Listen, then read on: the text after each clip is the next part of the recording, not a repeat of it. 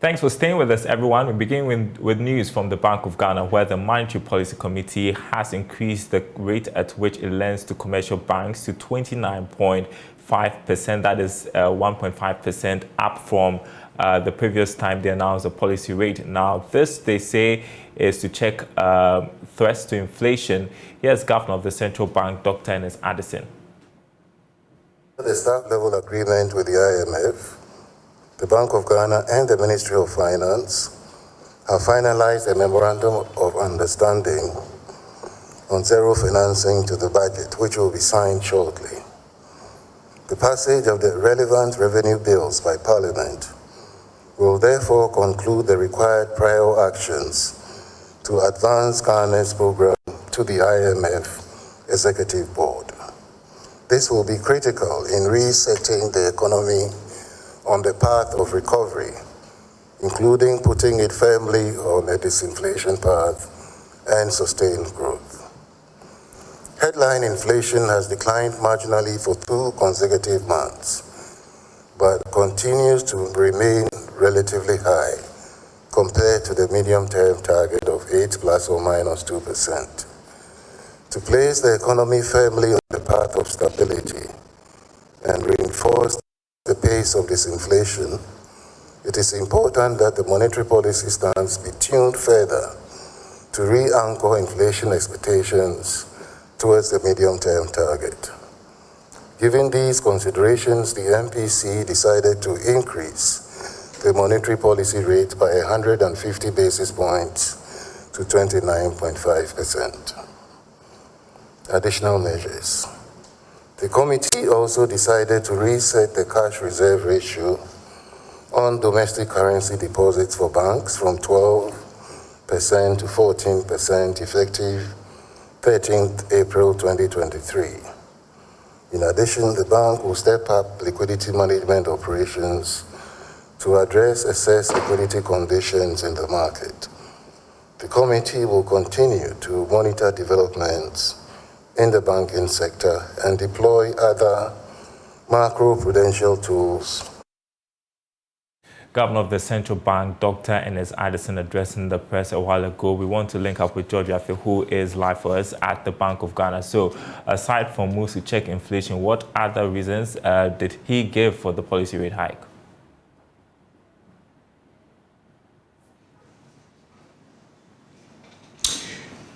So, Daryl, with respect to what was the other reasons that accounted for the inflation or the policy rate hike, the governor was also worried about the fact that the domestic debt exchange program is also worried about how that could also bring some liquidity into the system in terms of those bond payments and how they could use the policy rate actually to check this. And that is why it gone up marginally. He sees inflation as a major challenge, and therefore it might be too early for those who have been pushing for a rate maintenance or a marginal drop to go ahead with that.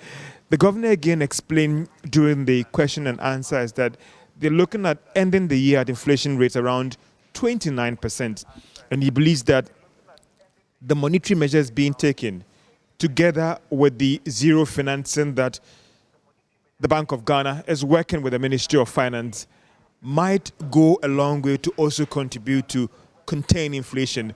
So, Daryl, with respect to what other reasons accounted for the Bank of Ghana's decision to actually increase the rate by 1.5%, these were the reasons that the governor assigned to them trying to manage or try to deal with the high inflation rate that the country has recorded over the months.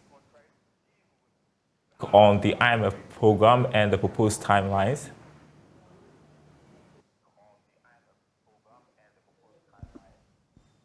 Well, Daryl, the governor was very optimistic that despite the fact that we have missed the March ending deadline, they have made some significant progress. Now, the governor, for instance, Daryl, stated that if they're able to get the Ministry of Finance to sign their side with respect to the zero financing and also get Parliament to also approve those 3 key revenue measures, then they have come very far in terms of meeting those preconditions that should see the IMF board approve our program. And And also, they're getting the financing assurances from our creditors with respect to China and then the Paris Club. They have made some significant progress, and he believes that some of these key measures could see the board meet on Ghana's program, maybe in April ending, or them meeting all these preconditions. So all other things being equal, in April, they should have met all these key conditions for a decision to be taken by the board of the IMF with respect to approving Ghana's program, Daryl.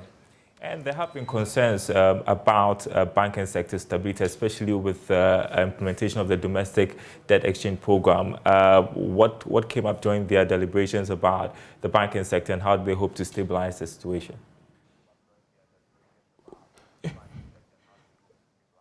Well, the governor was quite optimistic that the stability fund is there to support these commercial banks. Also, Daryl, by now, the commercial banks should have actually released their financials already. Well, there's been some grace period given to these commercial banks to try and work on their numbers. The governor has also indicated that they are open to see whether other extra measures that they can take to try and minimize these shocks of this domestic debt exchange program on the commercial bank. So in terms of taking the extra measures to try and ensure that they are not badly affected in terms of going forward and what measures that they have to take, the assurance is that they are doing, or they are prepared to take the extra measures to ensure that there is indeed stability on the banking forward. He was also quick, Daryl, to add that in terms of the numbers that they've seen, they don't see any bank getting into that red zone where it should get all of us worried. But they are doing what they have to do, Daryl, to ensure that the sector is safe and sound for all of us. Thank you so much. Appreciate it. Just as I was trying to point out, U.S. Vice President Kamala Harris is addressing the press right now. We want to take a listen. And I thank you for your leadership there. To help address the threats of violent extremism and instability, today I am pleased to announce $100 million in support of Benin, Ghana, Guinea, Cote d'Ivoire, and Togo.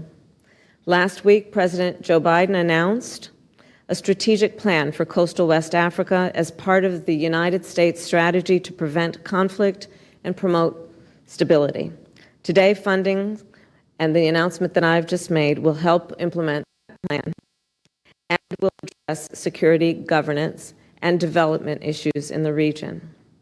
With regard specifically to the economy, I recognize the challenges Ghanaians are facing, especially in the wake of a global pandemic and the disruptions caused by Russia's invasion of Ukraine. We welcome Ghana's commitment to reforming its economy to deliver sustainable and inclusive growth. We support Ghana's engagement with the IMF and will continue to push for all bilateral creditors to provide meaningful debt reduction for countries that need it, including Ghana. We must work together as an international community to ease the debt burden that is facing far too many countries. It is critical to do so, to build long-term economic growth and prosperity, and to increase U.S. investment, a key priority for our administration, and in particular, private sector investment. Our partnership with Ghana is already strong, and today, Mr. President, I believe we strengthened it even more.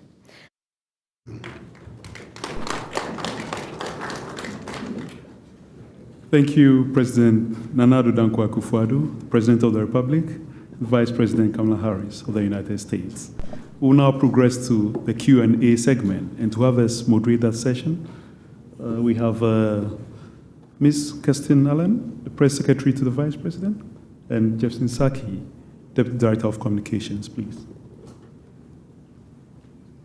Thank you very much, Director State Protocol. Mr. President, Madam Vice President, senior government officials of both Ghana and the United States, members of the media, we're going to ensure that this press briefing is as brief as possible. The questions are going to be asked, a maximum of 4 questions, 2 from the Ghanaian side and 2 from the US side. And so if anybody has any question to ask, I think it's important you go straight to the microphone. 2 microphones are, been programmed on the left and on the right. Benjamin. Okay. Hello.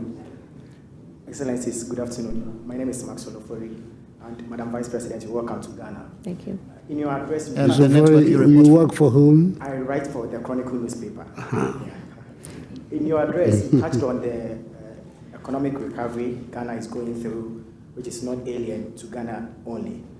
And my question is, how have COVID-19 and Russia's invasion of Ukraine affected the U.S. economy in any way? Yep. And what lessons can smaller economies such as Ghana draw from the recovery efforts of the developed countries such as the U.S.? Thank you. Thank you for that question. Well, there's no question that there has been a global impact, and the United States has not been immune. As a result of the pandemic, the global pandemic, and Russia's unprovoked war and aggression in Ukraine.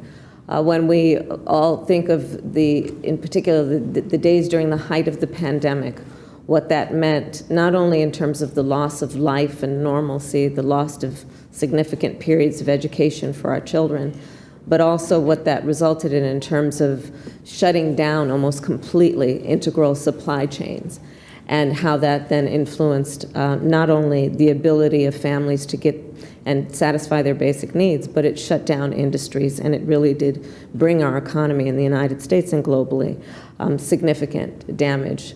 But we are recovering from that. In terms of the Russia's war, again, unprovoked in Ukraine, there have been a number of impacts globally and to the United States included. In particular, as it relates to the prevalence of our ability to have access to certain foods and grain in particular globally has been a big issue. So we have seen a spike in the cost of food, for example, and it is something that we are addressing. We saw inflated prices in terms of gas, which exacted a pretty significant toll on American families. We are now recovering because of some of the measures that our administration has taken to bring down the cost to American families. But going forward, let's recognize that there are a number of things on the issue of the economy as a whole that we must do, putting aside the pandemic and the war in Ukraine, even before the two became an issue for our nations. And a lot of that work is the work that I'm here to do on the continent, which is to look at how we can, as nations who are friends, who work together, who operate on the basis of shared principles, what we can do to engage in strengthening not only our security, but our prosperity. A lot of the focus of my trip on the continent during these next few days will be on increasing the relationship, in particular from U.S. private sector for investment on the continent of Africa, knowing that it will generate prosperity to the benefit not only of the people on this continent, but the people in my country as well. Eugene Daniels. Afternoon, Eugene Daniels with Politico in the United States. The Vice President is the 5th Biden administration official, top official, to come to the continent of Africa over the last 3 months. Every single one of them have said it is not only to compete with China in this country. Madam Vice President, what guarantee can you make to the residents of this nation that you're visiting, that you're more committed to their future than China? What does it say about the U.S. relationships on this continent that so many nations have been and continue to turn to China? And if I may, Mr. President, what has the Vice President said to you today that assures you the purpose of this trip is genuinely about the future of Africa and Ghana and not about competing with China? Thank you for that question. I look forward to answering it. The President and I had a conversation on this very topic, but the conversation was not about China as much as it is about the enduring and important direct relationship that the United States has with Ghana and with African nations. I will tell you that we are very clear, and I will speak for myself and on behalf of the Biden-Harris administration, that the relationship between the United States and this continent and African leaders is an important one. There's a historical basis for the relationship, not to mention as we look forward, as all governments should, and recognize the unachieved, as of yet, opportunities that exist going forward. The median age on the continent of Africa is 19. Think about what that means in terms of potential. Think about the fact that by 2050, 1 in 4 people occupying a place on Mother Earth will be on this continent, and what that means. The trip that I have taken to come here, being here, is about recognizing the incredible opportunity with a sense of optimism about what we do now and how it will impact the world going forward.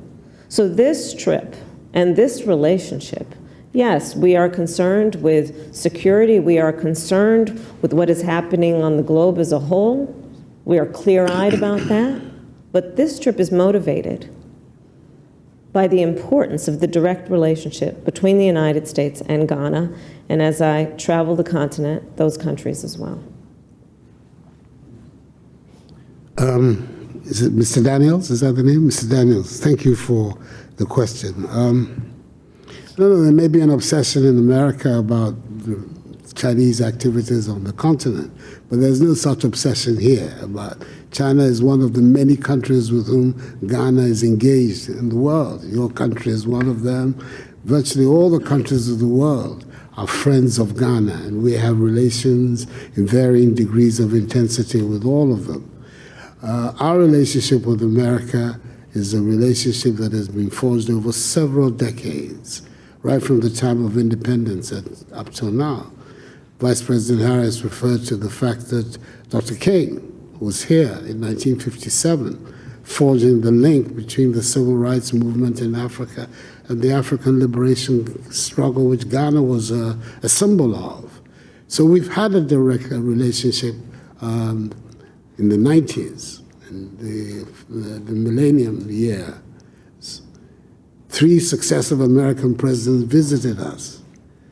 In 1998, President Clinton was here. In 2008, President Bush came, and then President Obama came in 2009. In fact, the only president who broke the chain was President Trump. We're hoping that President Biden will also be here to restore that trajectory. I'm saying this to show you that the relationship between America and ours and Ghana is a relationship which has its own dynamic. It is not to do with any other country. It has to do with the relationship between 2 countries who are democracies, who do a lot of work together at the global level, the multilateral as well as at the bilateral level. It is not a relationship that has to be a reflection, at least from our point of view, of any other consideration. So, and Vice President Harris has made that so very clear to me, that the relationships that we have established between Ghana and America, strong relationships, are those that she has come here to renew and forge even stronger. And I have absolutely no reason to doubt her. The history is there is to confirm what she has been saying. Okay, 2 more questions to go. Yes, Nanesi, your full name and the network you report for. Thank you very much. My name is Nanesi Boateng, Jubilee House reporter for Oman FM. Madam Vice President, my question, one of the issues in recent time has to do with the effect of climate change. Now, countries great and small are feeling the brunt of its impact as we speak. Africa is said to be the least contributor to this phenomenon, and that is less than 4% of global volumes of carbon emissions. Now, the demand is now for Africa to go green and literally abandon the exploitation of the abundant natural resources which the continent has been blessed with. And the resources which the continent needs to finance her development. My question, do you believe this call is fair? And also, Are you disappointed by the failure of worthy nations of the world to honor their commitment of making available $100 billion annually to the poorer countries of this world to assist them in the fight against climate change? Thank you. Thank you. Thank you for that question. So I'll start with this. I don't think that anyone would deny that the globe is facing a climate crisis. And that is a fact. The last time I saw Mr. President, we were actually, the last time we were on the same continent was when you and I were both at the Munich Security Conference. And when I was on stage, a topic came up, at which point I raised exactly the point of your question, which is that there are certain nations that have been the biggest contributors to emissions, and there are other nations who have paid the biggest price. And that we, as global leaders, must recognize the disparity that exists there and address those disparities. So when I think about the United States' role to that end, part of the work that our administration has been doing is addressing what we must do as an imperative to reduce our global emissions. We, during our administration, the Biden-Harris administration, take great pride in accomplishing a significant step toward that end, where we have dedicated $370 billion to the climate crisis, with a great deal of that directed at what we can do to reduce greenhouse gas emissions. So that is an important step as we go forward. But it is critically important that as global leaders, we all speak truth about the disparities that exist in terms of cause and effect, and that we address those disparities. And part of my trip here is actually to also recognize the opportunities then that exist in this transition to what we call a clean energy economy, a green economy. And the opportunities that exist for American private interest and the American government to also share in Africa's leadership on this, in terms of helping to contribute the resources to what are very innovative practices that are occurring here on the continent, some of which I will be highlighting during this trip. There is no question to the last point that you raised, that work needs to be done in terms of a commitment that was previously made. My administration has made a request of, I believe it's $11 billion for Congress to make a step toward that previous commitment, and we are waiting for Congress to do its work. Thank you. Last question, Zolan Kano-Youngs. Thank you both for taking the time. Zolan Kano-Youngs from the New York Times. Madam Vice President, you have made clear that the message of this trip is centered on a collaborative future. At the same time, the Biden administration committed to calling out any foreign government that advanced anti-gay legislation or violates human rights. All three of the countries that you are visiting on this trip have advanced or proposed anti-gay legislation. Ghana has proposed a bill that would imprison those that engage in same-sex intercourse.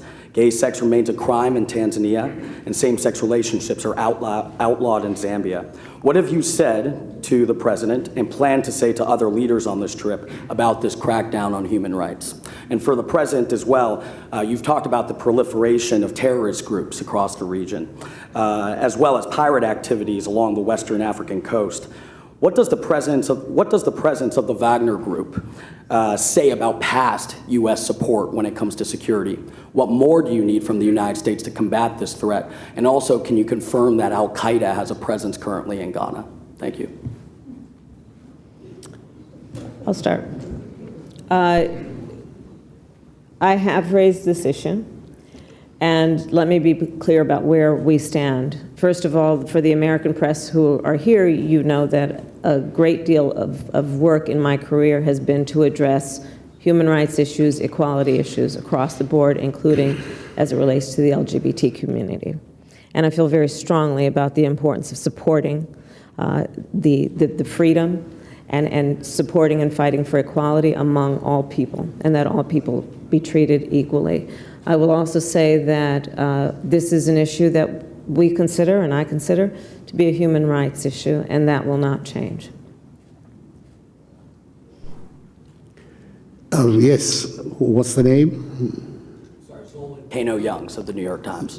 Zolan Ms. Young, so thank you for the question. First of all, we don't have any such legislation here in Ghana.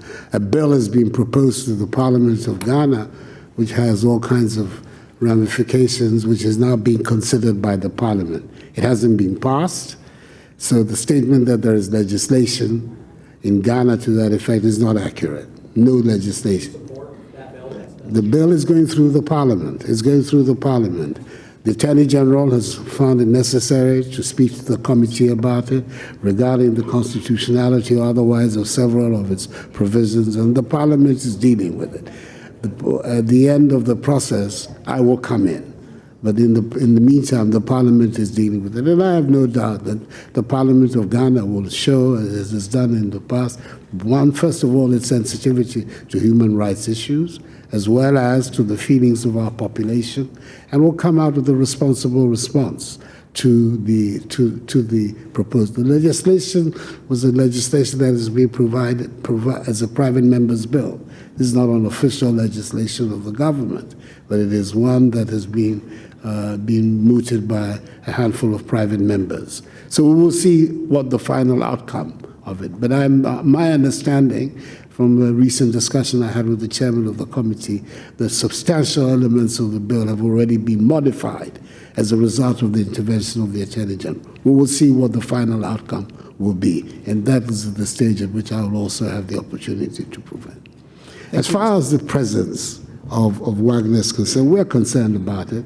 We made clear our concerns because, first of all, it raises the very real possibility, which is one that we need all of us on the region and the continent to be aware about, that once again our continent is going to become the playground for great power conflict. Because one group of people coming, whether they are an official or an unofficial group, all of us know the realities of what's going on. It's not very difficult for another group of people to say, there will come. And before you know it, the issues of concern to us, keeping our country and continent free of great power rivalry, will be a reality with us. So that's our major preoccupation.